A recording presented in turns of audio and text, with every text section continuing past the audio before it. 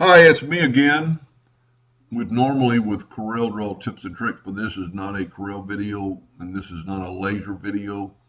It is a Facebook find file video. People find files that other people have posted, and this post was from December, Christmas Eve last year. This is November 5th of 2018. And people just today started talking about it again, and they can't find it. They don't know where to look. So if you go to Epilog Laser Fan Page, here's the files. Now the reason for the video is this file was posted 45 weeks ago, and if you look right there, it has a date of Monday, December 24th, and I actually posted one at 5:49 a.m. on Christmas Day. Anyway, so to find it, go to Files.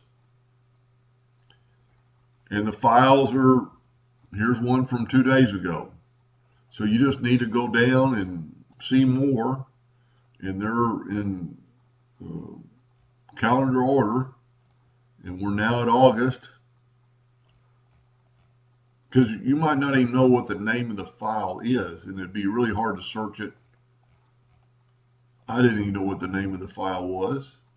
We're at March already. We're at February. We're getting close. We're at January. So we're going to go to December 25th. Go one more.